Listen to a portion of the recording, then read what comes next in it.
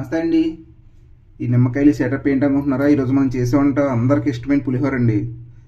మీరు కలిపే పులిహోర కాదు, ఇది డిఫరెంట్ పులిహోర. అండ్ ఇంకో విషయం, మీరు కాలేజ్ డేస్లో పికప్ లైన్స్ వాడుంటారు కదా, కింద కమెంట్ చేయండి, చూద్దాం మీ అంత పులిహోర ఎవడ కలుపుతాడు ఎక్స్ట్రా అనేది.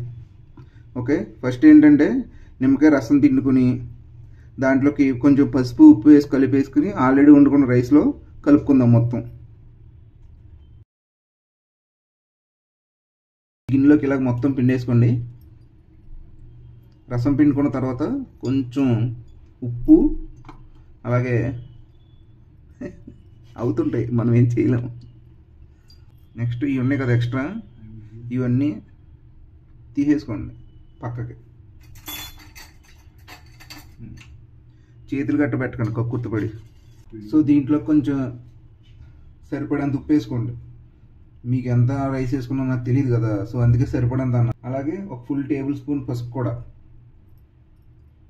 వేసి మొత్తం కలపండి. ఫుల్గా కలిపి ఆల్రెడీ వండుకున్నారు కదా రైస్, ఆ రైస్లో కలుపుకున్నారంటే కలర్ ఫ్లేవరు అంతా సరిపోతుంది. ఇందాక వండుకున్న రైస్ దాన్ని మంచిగా ఒక గిన్నెలోకి తీసుకోండి.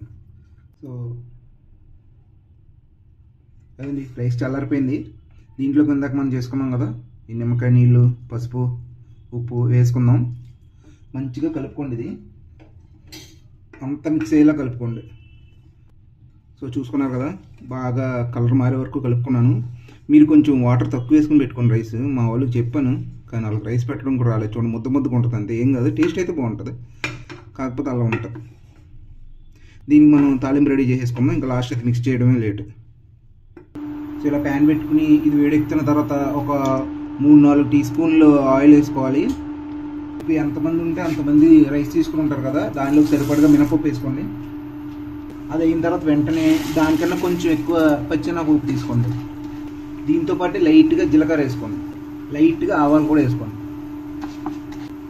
కొన్ని వేరుశనగ కూడా వేసుకోండి.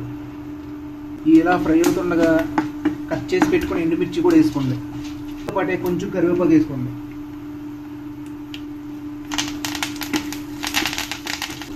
అలాగే పచ్చిమిర్చి కూడా. సో మొత్తం బాగా ఫ్రై అయిపోయింది. దీన్ని ఇందాకే కలిపి పెట్టుకుని రైస్లో వేసేద్దాం. దీంట్లోకి ఇప్పుడు చేసుకుని తాలింపు కూడా వేసుకుందాం. ఇది ఎలా అంటే మనం 2 గిన్నెల్లో చేస్తాం కాబట్టి కొంచెం దానికి కొంచెం దీనికి. ఏమైందంటే నేను ఆల్రెడీ జీడిపప్పు ప్యాకెట్ ఒకటి పెట్టా జిప్టోలో, అదేదో 125 రూపీస్ క్యాష్ ఉందంటే ఫ్రిడ్జ్లో పెట్టాను. మా వాడు జిమ్కి వెళ్ళేవాడు ఇప్పుడు ఉన్నాడు, ఏదో షేక్ చేసుకుని తాగేసాడు జీడిపప్పుతో. ఇంకేమంటాం, ఇలా లైట్గా కొత్తిమీర జిమ్ముకోండి పైన. టేస్ట్ చాలా బాగుంటుంది. చూసుకున్నారా, మొత్తం బాగా కలిసిపోయింది. ఇంకేం ఉంది, ఏం లేదు, సర్వ్ చేసుకుని తినేయడమే. నాకైతే పులిహోరలోకి పెరుగు వేసుకుని తినడం చాలా ఇష్టం. మీకు ఎవరికైనా అలా ఎంత కాంబినేషన్ ట్రై చేస్తారో చెప్పండి పులిహోరలో, కామెంట్ చేసేయండి.